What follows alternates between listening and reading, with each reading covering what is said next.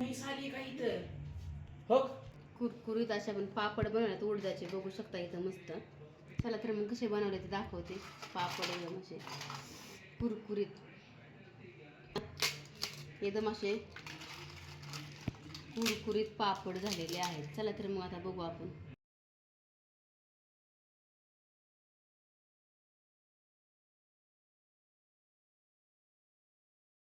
चला तर मग आज आपण खुसखुशीत खमंग असे चौपट फुणाचे उडदाचे पापड बघणार आहोत. आता त्यासाठी इथं मी काय केलेलं आहे, एकदम आपल्याला डाळीना स्वच्छ पुसून घ्यायच्यात. म्हणजे आपले कॉटनचा कपडा घ्यायचा आणि तरी चांगलं त्याचे चाळून घ्यायचे, म्हणजे सारी अशी तुळी वगैरे ते सगळे पडती आणि चांगले स्वच्छ अशा डाळी होतात. नंतर आपल्याला गिरणीत दळून आणायचं आहे. आता मी काय केलं आहे, तिथे 2 किलो उडदाची डाळ, 1 किलो मुगाचे, असे 3 किलोचे पापड करणार आहोत. आता इथं मी गिरणीतनं दळून आणलेलं आहे, बघू शकता एकदम असं बारीक. आता आपल्याला काय कसं मळायचं मी ते तुम्हाला दाखवते. बरोबर हे प्रमाण घ्यायचं. 3 किलोला 2 किलो उडदाची डाळ, 1 किलो मुगाची डाळ, बरोबर 3 किलो होतं. आता इथं मी काय केलं आहे, इथं हे पापड मसाला घेतलेला आहे. इथं मी रामबंधू पापड मसाला घेतला आहे. आता मी काय केलं, 3 किलोला 3 पुड्या टाकलेल्या आहेत, म्हणजे किलोला एकच पुडी टाकायची आहे आपल्याला. आता इथं मी पाणी चांगलं गरम करून घेतलं आहे. आता आपल्याला हे काय करायचं आहे, मिक्सरमध्ये ना मसाला टाकून एकदम बारीक करायचा आहे. कारण का हे मसाला जर तुम्ही बारीक करून टाकला ना, म्हणजे पापड आपले फाटत नाहीत. कारण का ते जरा मसाला मोठा, मिरी ही जरा थोडी मोठी असेल, त्यामुळं पापड ना आपल्या लाटताना ना फाटते. त्यामुळं काय करायचं, हे थोडं मिक्सरमध्ये फिरून घ्यायचं, म्हणजे एकदम ह्याची बारीक पावडर तयार होते. आता इथं मी तिन्ही पण पुड्या आहेत ना टाकून घेणार आहे. आता हे छान मिक्सरला फिरून घेते. आता छान ह्याला आता मस्त मिक्सरमधनं फिरून घेतले, बघू शकता मगाशी कसं होतं. आता नंतर काय करायचं आहे, आपल्याला पापड खार टाकायचा आहे. आता 3 किलोला मी काय केलं आहे, 3च चमचे टाकून दिलेले आहेत, म्हणजे किलोला 1च चमचे टाकायचा. ले पापड खार टाकायचंच नाही, कारण ले जर पापड खार टाकला तर पापड तुमचे लाल होतील. आता मस्त याची पावडर केलेली आहे.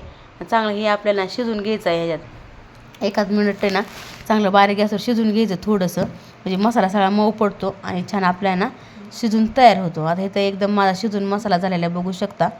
आता काय करायचं, हे थंड चांगलं होऊन द्यायचं आणि नंतर आपल्याला आहे ना हे पिठात टाकून ना मळून घ्यायचं आहे. आपल्याला थोडं थोडं टाकून मळून घेऊ शकतात. कोमट आहे तोपर्यंत टाकलं तरी चालतं आहे. आता इथं मी थोडंसं कोमटच झालेलं आहे. आता थोडं तर टाकत सगळं टाकून घ्यायचं आहे आपल्याला, बरोबर हे होतं. जर लागलं तर वरनं पाणी टाकून घ्यायचं आहे. आता आपल्याला आता गार पाणी मी टाकून घेत आहे. आता छान आपल्याला त्याचा घट्टसर गोळा आहे ना मळून घ्यायचं आहे. जेवढं तुम्ही चांगलं पीठ मळता ना, तेवढं तुमचे पापड खुसखुशीत आणि खमंग होतात. जास्त घट्ट पण नाही, जास्त पातळ पण नाही. हा बा मळायचा, हा बघा, हा मी मळला ना असा मळून घ्यायचा एकदम असा.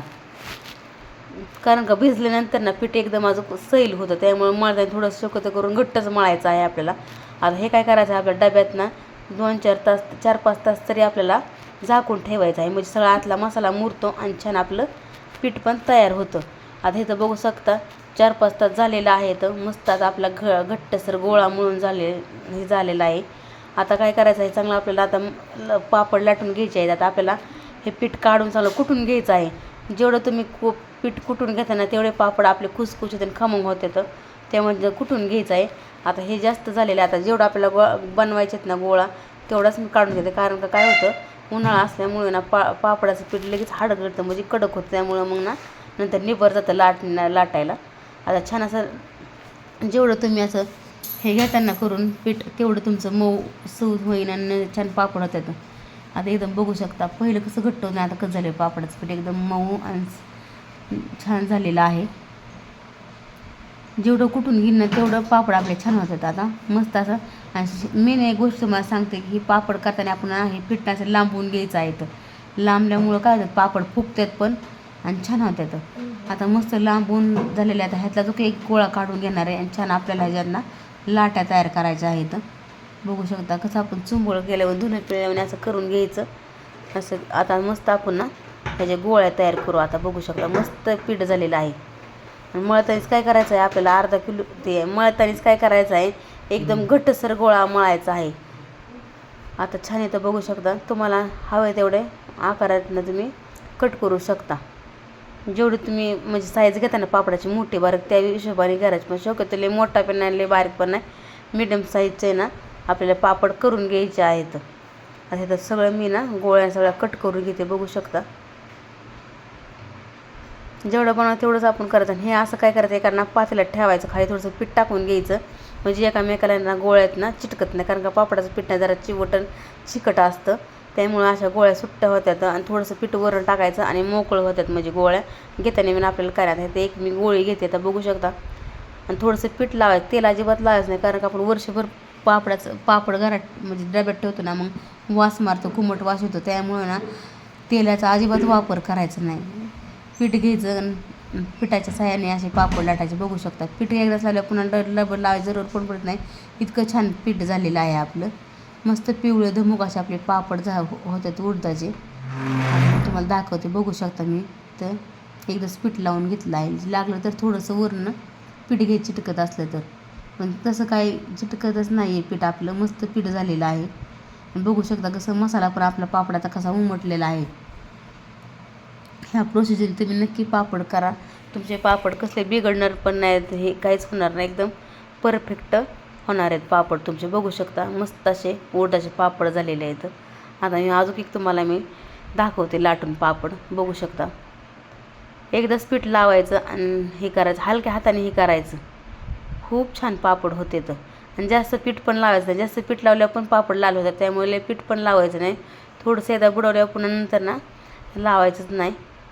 बघू शकता मस्त असं पापड आपले तयार झालेले आहेत. बघू शकता एकदम असा हलका फुलका पापड झालेला आहे. आणि एकसारखा लाटायचा, मध्ये पातळ चौक एका साईड सगळ्या बाजूने सारखाच लाटायचा पापड. बघू शकता मस्त असे आपले पापड एकदम पांढरे शुभ्र पापड झालेले नाही उडदाचे इथं. आणि तळल्या पण एकदम पांढरे शुभ्र पापड होते. तर आपल्याला काय करायचं, फॅनच्या हवेखाली सुकून घ्यायचे आहेत. थोडे सुकत आले की लयचे एका ठेवून द्यायचे, म्हणजे ना पापड ना आपले वाकडे होत नाहीत.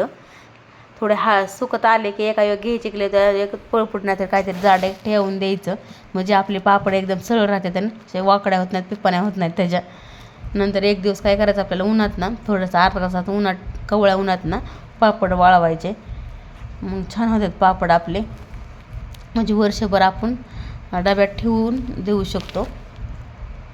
आता मस्त आपलं सगळे पापड नाही तर लाटून झालेले आहेत. हा शेवटच माझा पापड आहे.